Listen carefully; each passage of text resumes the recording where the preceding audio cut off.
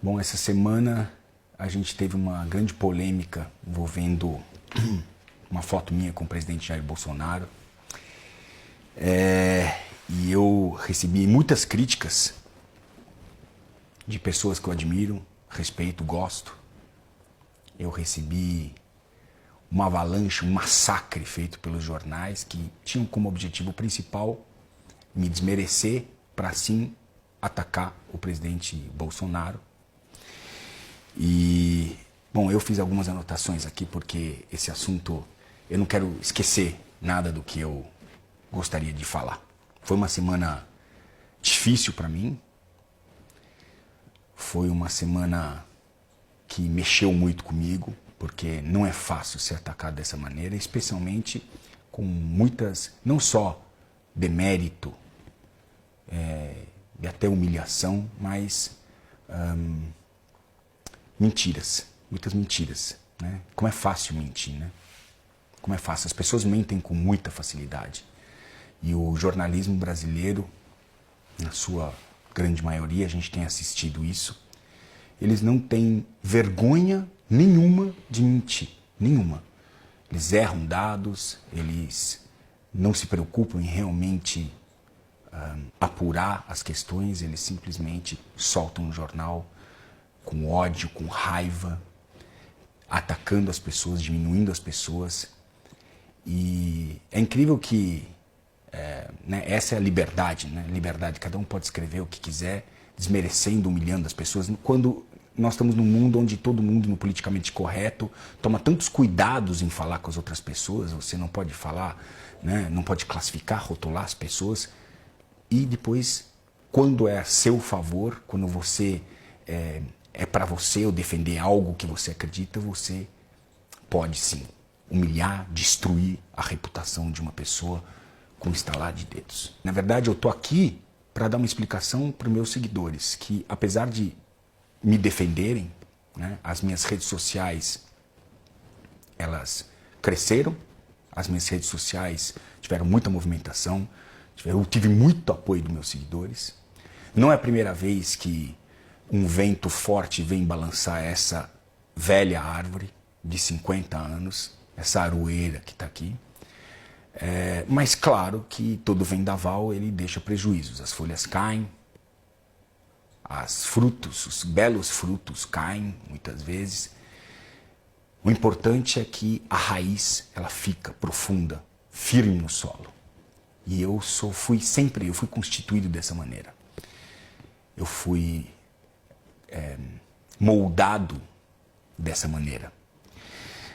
Eu vou começar com essa história contando um pouco de como eu cheguei no governo, né? Porque eu sempre fui, eu sempre fui apolítico, né? Eu nunca me envolvi com política. Um erro meu, na verdade, porque eu acho que todo cidadão tem que se envolver com a política, porque é assim que ele vai fazer, ele vai definir os seus interesses, os interesses da sociedade que ele representa. E eu confesso que fiquei um pouco à distância disso, especialmente porque eu fiz um erro em escolhas políticas. Anos atrás, eu confesso mais de uma vez que eu votei no antigo presidente nosso. Já que estão falando nomes de todos aqui, vou falar o nome do Bolsonaro, vou falar, eu votei no Lula. Confesso, eu votei no Lula. Ele era encantador. E era mágico. Ele prometia trazer algo diferente para o nosso país. Não que o que estava antes era ruim ou bom, era apenas uma situação diferente. Eu sou filho de imigrantes e posso dizer para vocês, eu sei que muita gente tem muitas histórias para contar, histórias para contar dos dois lados da época do governo militar, mas eu sou filho de imigrantes que vieram para o Brasil encontrar uma vida melhor aqui. Meu pai é alemão, né? Os dois estão falecidos, e minha mãe era italiana. Eles se conheceram num navio vindo para o Brasil. O país do futuro, dizia meu pai. Eu escutei a minha vida inteira meu pai dizer para mim que o Brasil era o país do futuro. E esse futuro não chegava, né? Nunca chegou realmente, de fato. O fato é que quando abriu-se a democracia, saiu-se do regime militar e nós tivemos a oportunidade de votar no nosso presidente, eu votei 2 vezes no Lula. A primeira vez ele não ganhou, e a segunda vez ele ganhou. E assim, eu me decepcionei muito com a política, porque eu percebi, e quem não percebeu, simplesmente não viveu, ou não estava de olhos fechados, ou estava conivente com essa situação, o país foi depredado. Depredado. Eu não sei como a gente está ainda em pé, mas não importa.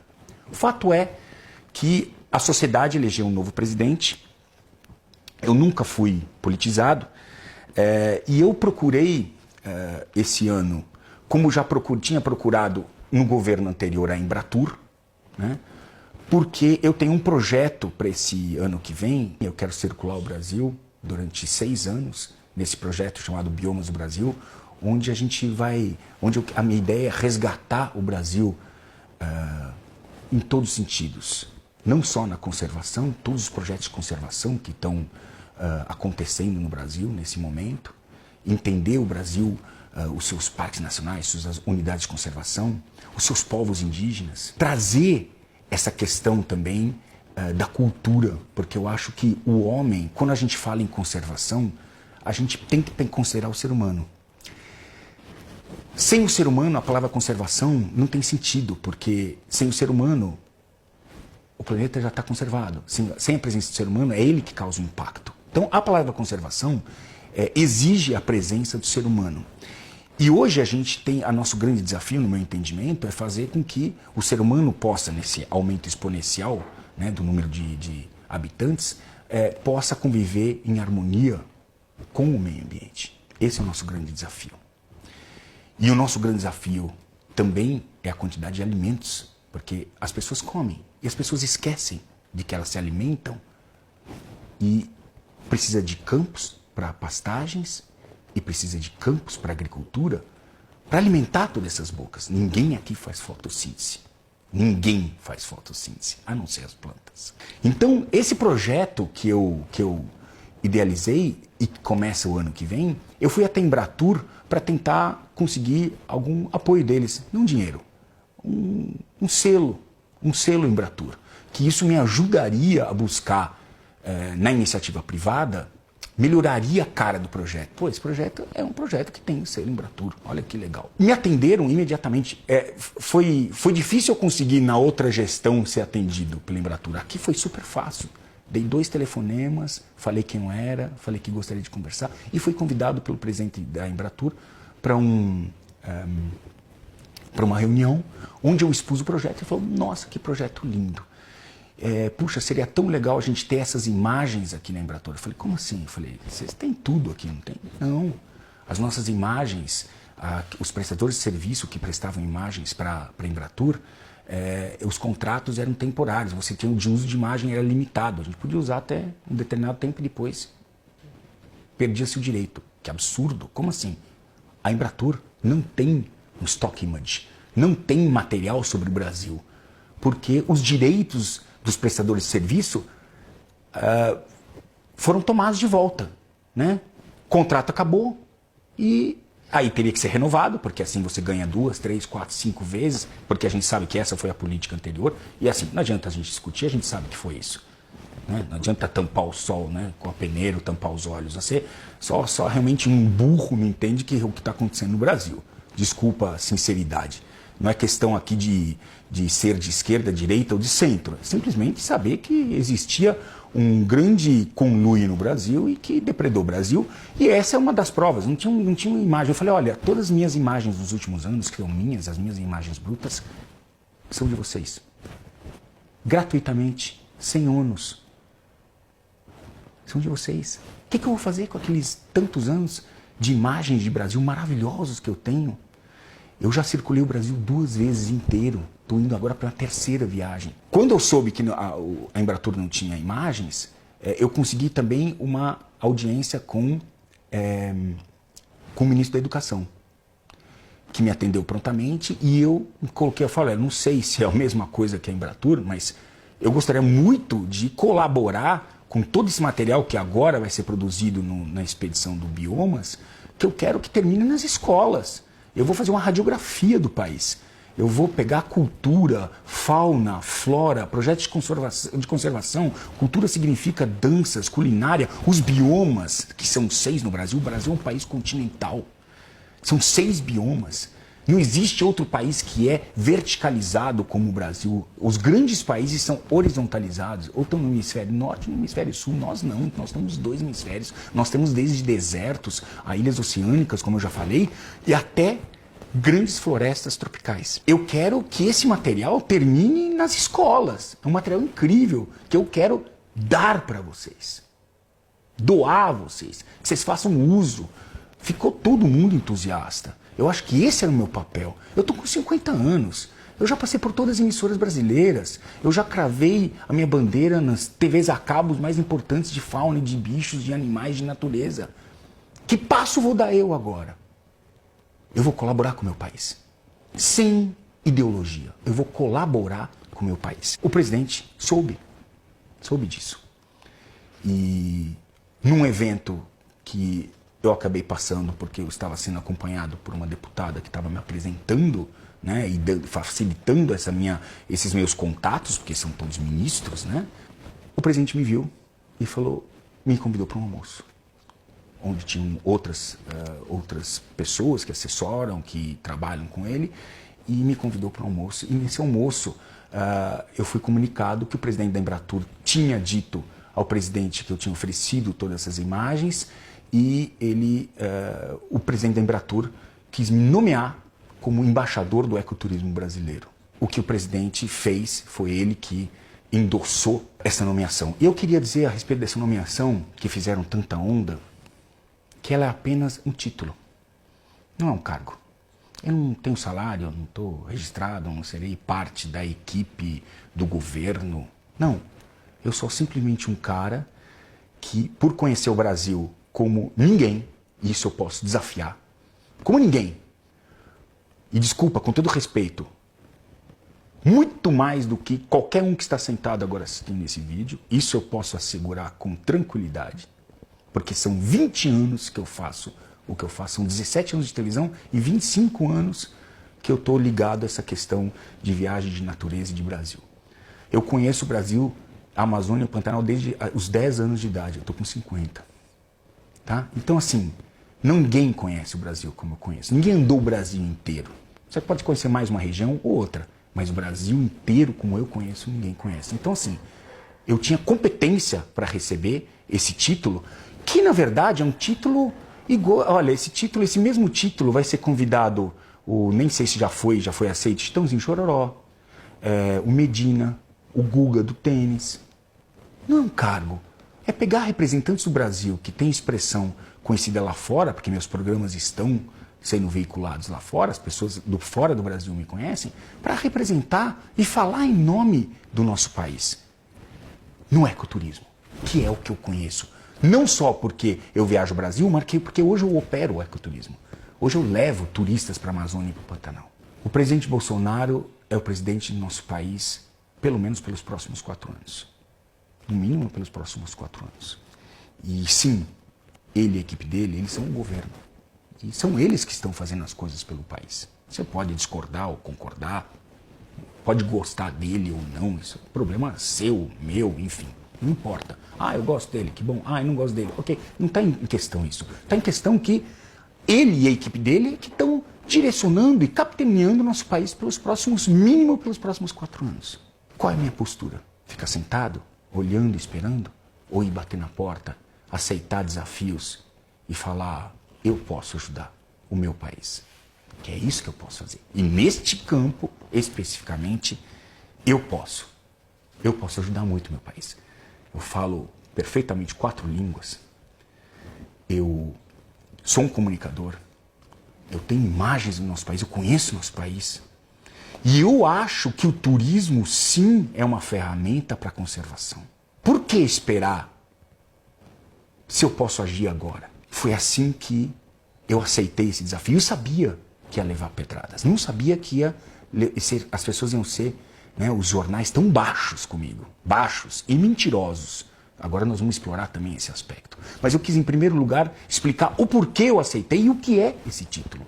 Eu tive a infelicidade de estar ir justamente numa semana onde estava correndo toda essa polêmica do INPE, desses dados do INPE, que eu não estou aqui para discutir. eu escutei os argumentos do governo, do Ricardo Salles, ministro do Meio Ambiente, fazem sentido, mas eu não estou aqui para discutir, né? Porque o INPE divulgou dados e da forma que ele divulgou, realmente foi péssimo. Foi péssimo para o Brasil. Foi péssimo para o Brasil. Não só internamente, mas também externamente. Foi péssimo. Um órgão oficial que é do governo anunciando dados de desmatamento, como se esses últimos 6 meses fossem, o desmatamento fosse o mais amplo possível. Eu não estou aqui para defender isso, algumas dúvidas me ocorreram, né? Mas eu não estava ali para julgar dados do INPE. Eu escutei as considerações do Ricardo Salles e logo depois, como foi justamente na semana onde eu tirei, foi no mesmo dia que eu tirei a foto com o presidente, é que teve todas as explicações a respeito do desmatamento, mostrando, enfim, o Ricardo Salles defendendo que aquele desmatamento tem a cobertura de nuvens. Quem não viu tem que escutar, porque é o seguinte também, tem que ler as notícias no integral, não adianta só ler o título, né? Você tem que ler ela por inteiro, para poder debater o assunto. Então, assim, ele deu explicações muito razoáveis, mas o fato que me fez acreditar mais no governo foi a forma com que os jornais se colocaram a meu respeito. Os mesmos jornais que estão acusando a questão do desmatamento são os jornais que tiveram a coragem de me massacrar, me humilhar e mentir em coisas que já são sabidas, não é um segredo nenhum. Eu não tenho segredos. Eu não tenho segredo nenhum. A minha vida é um livro aberto, eu não tenho segredos. Eu sou esse cara que vocês estão vendo aqui. Eu tenho 50 anos, eu não sou perfeito. Eu erro. Eu já errei muito na vida. Já acertei muito mais. O que importa é que a minha índole sempre foi positiva. Eu posso ter errado por desconhecimento, errado por imaturidade, mas eu nunca fiz algo de mal para alguém. Nunca. Nunca eu ia apoiar um governo que estivesse desmatando e apoiasse o desmatamento ilegal. O fato é que nós temos leis no Brasil. Nós temos leis que regem no centro-oeste e no sul do país, determinam que as áreas ocupadas, se você tem uma área, propriedade privada, 20% tem que constituir a reserva legal. Somente pode aproveitar 80%. Está na lei isso. Um cara, um agricultor, um pecuarista, que tem uma área de 100 alqueires, ele pode usar 80 alqueires se ele estiver no centro-oeste brasileiro ou no sul do Brasil. É lei. Os 20% de reserva legal. Na Amazônia, o contrário. 20% pode ser ocupado e 80% é reserva legal. Isso está na lei. Se um agricultor ou um pecuarista usa uma área que ele tem na Amazônia, 20% dela e deixa 80% como reserva legal, ele não está contra a lei, ele está a favor da lei, ele está fazendo o correto, que a lei determina. Ponto final. Acabou. Isso não tem conversa nem diálogo. Está na lei e tem que ser cumprido. Se alguém desmata além desta reserva legal, ou entra na sua reserva legal ocupando essa reserva legal, ele tem que ser punido. E eu tenho certeza absoluta, que o governo não vai apoiar, nenhum governo vai nem pode apoiar o desmatamento legal. Ok? O desmatamento ilegal é algo que vem acontecendo no Brasil há muito tempo. Não é esse governo que começou e não vai ser neste governo que vai terminar. Infelizmente. Para isso, existe a força da lei. As pessoas precisam ser punidas, as pessoas precisam ser... enfim, as pessoas precisam responder o que a lei determina. Isso inclui a mim. Isso inclui a mim. Eu, em 2002, tinha um criador conservacionista e fui autuado. É verdade, eu fui autuado. Diferente do que me acusaram que eu fui atuado por tráfico, disseram, olha, os caras falaram que foi atuado por tráfico. Não tinha tráfico. Se tivesse tráfico, eu estava preso. Não tinha tráfico. Eu tive um criador conservacionista. E o que significa um criador conservacionista? É uma entidade legal, registrada no IBAMA, que recebe animais vindos do tráfico. Vindos de locais onde eles não podem mais, animais que não voltam mais para a natureza. Eu recebi desde felinos de grande porte, como suçuaranas, primatas, até passarinhos araras, enfim. Eu cheguei a administrar, dentro desse criadouro conservacionista legalmente constituído, mais de 1.000 animais, 1.200, 1.500 animais. Era muito animal. E isso demandava o quê? Demandava relatórios, demandava prestação de contas, porque eu tinha somente a tutela desses animais. Eu comecei pequenininho, nem sabia que isso ia chegar a essas proporções. Naquela época, nem biólogo eu era. Eu era economista. Eu trabalhava com economia. Eu era auditor de empresas. Pagava minhas contas com essa forma. E o dinheiro, o criador conservacionista não tem renda nenhuma. Como aquelas tutoras que guardam os cachorros abandonados. É mais ou menos isso aí, tá? Só que legalmente constituído.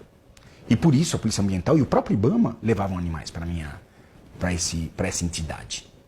E eu não estava lá todo dia. Eu tinha que pagar as contas, eu tinha que trabalhar. E eu tinha funcionários lá, que tinham que fazer os relatórios. E os animais, eram muitos os que chegavam. Tinha animal que chegava, animal que morria, animais que estavam detonados, porque o tráfico detona os animais. E o que foi apurado, em um certo momento, que a gente estava fazendo uma conciliação, porque a gente ia se tornar do criador conservacionista para zoológico, porque ele estava se tornando muito grande, fiz muitas reformas para transformar isso em zoológico o criador conservacionista e atender as normas legais para zoológico, né? Nós estávamos com ainda outra administração, na época que era, acho que era do PSDB, era Fernando Henrique.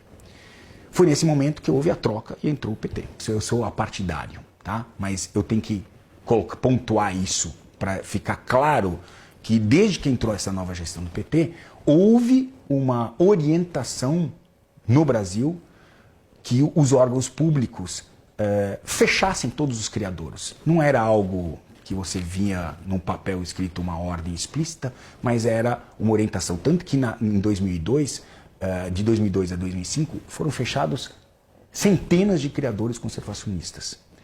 O criador conservacionista é uma ferramenta importantíssima, porque ele é um local que recebe esses animais. Hoje, a Polícia Ambiental, e você deve saber, perto da sua casa tem feirinha, se vendem animais, é fácil, aqui em São Paulo tem, você sabe exatamente onde estão as feirinhas. Vai em Guarulhos, você vai ver que tem feirinha, estão vendendo animais por aí. E não é só, tem um monte de animais sendo vendido pelo Brasil inteiro, e a Polícia Ambiental hoje, mãos atadas, porque se eles pegam esses animais e resgatam esses animais do tráfico, aonde eles vão depositar?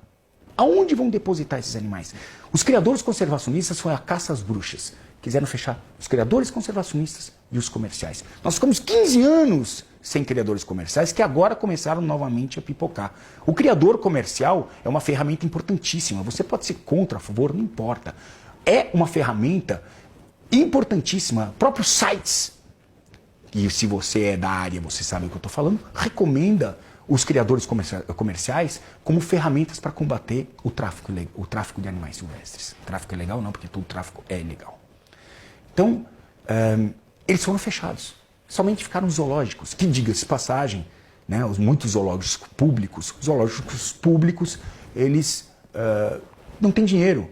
Os animais estão pior nos zoológicos públicos do que não estão nos privados. Esse é um fato. Por quê? Porque o zoológico privado tem recurso, cobra uma entrada decente para que você possa... Isso é engraçado porque as pessoas viajam para fora do país, vão para Disney, sei lá para onde vão, e pagam $100 para entrar, $80 para entrar para um SeaWorld, entendeu? Um Busch Gardens, por exemplo, e não pagam R$5, R$10 para entrar no zoológico. Reclamam que vão pagar R$5, R$10 num zoológico aqui.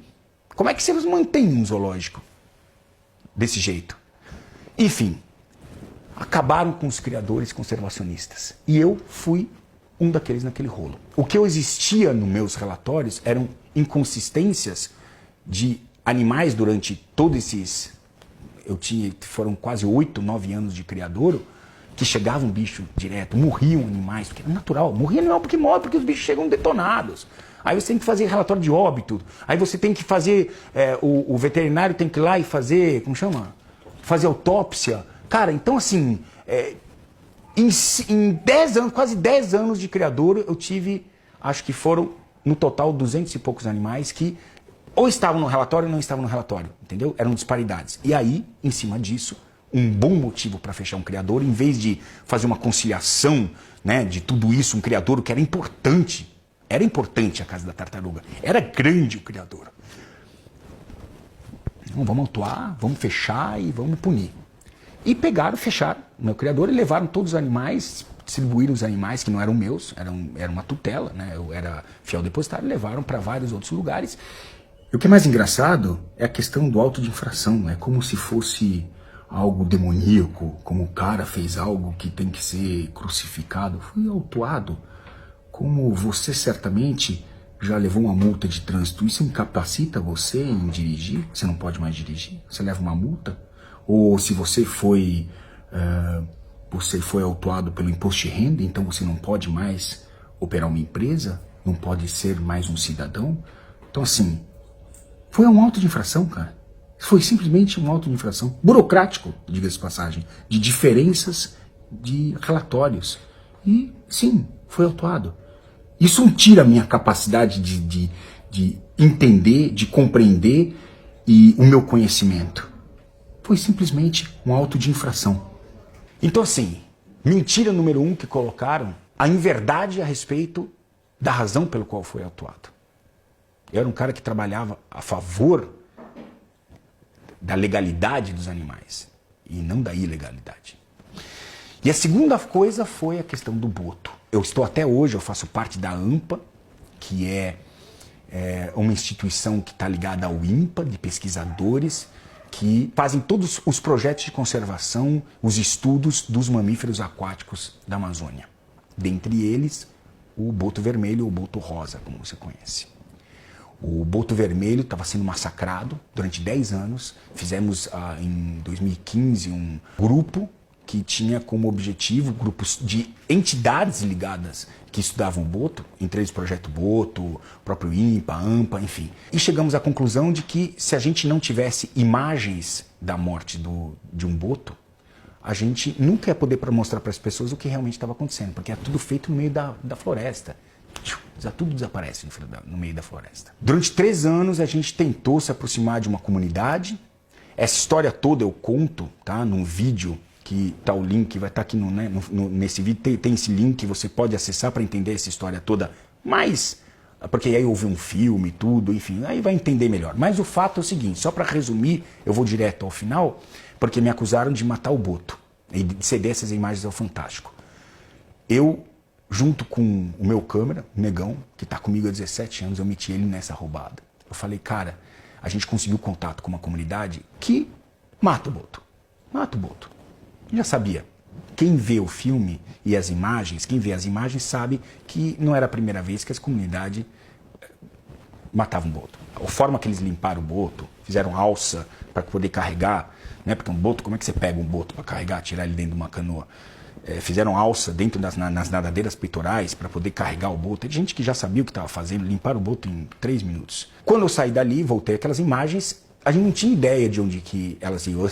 Essas imagens eram da AMPA. A gente só queria que isso fizesse parte da campanha para mostrar, olha, é isso que acontece. E por que eu fui? Porque eu era uma pessoa de confiança. Porque as comunidades ribeirinhas confiavam em mim. E eu fui dizer para eles, olha, vocês precisam nos ajudar nisso. Precisam mostrar o que está acontecendo. A gente sabe o que está acontecendo. A gente sabe porque a gente tem pesquisadores que estão aqui e estão vendo o que está acontecendo aqui.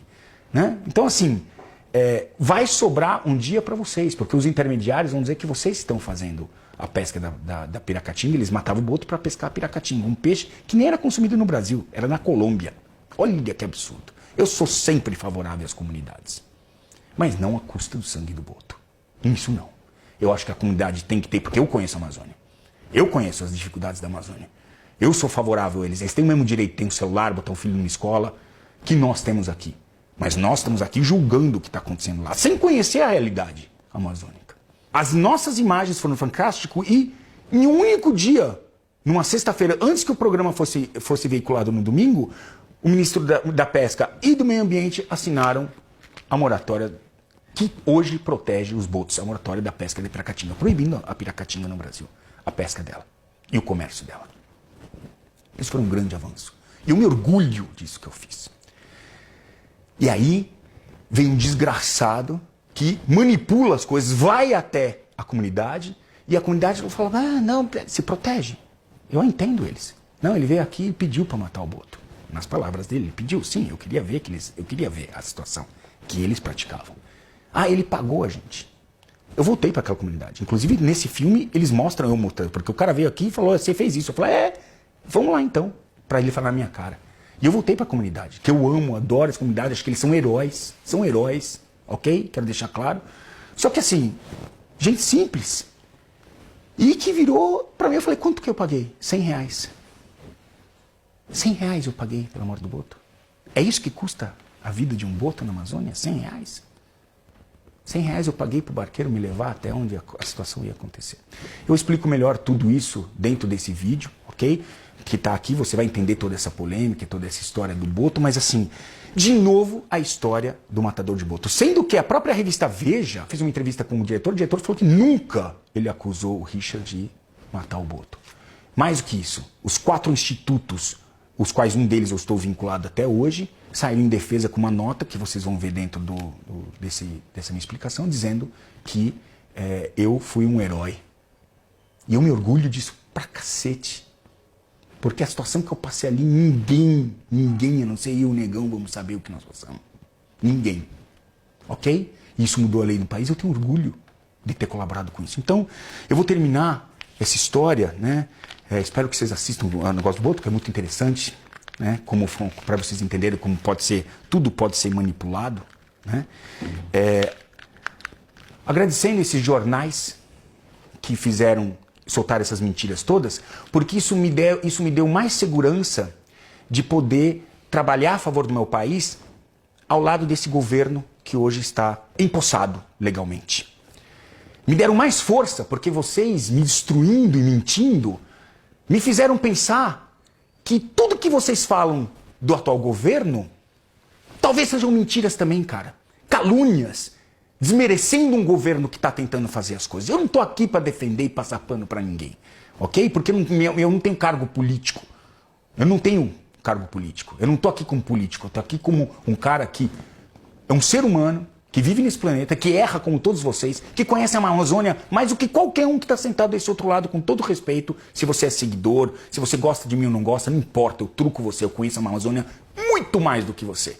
Dos problemas da Amazônia, muito mais que você. Eu não sou perfeito, eu tenho meus erros, mas eu não sou mentiroso, eu não sou canalha, eu não sou hipócrita. E é isso que as pessoas que hoje olham e apontam o dedo são hipócritas, canalhas. E se fundamentam, não tem vergonha de mentir. Então eu espero que com isso esteja a minha explicação. Estou sendo feito franco, aberto, eu não tenho medo. Eu vou continuar essa guerra. Eu estarei em pé aqui ainda, porque essa árvore aqui, isso aqui é a aroeira, meu companheiro.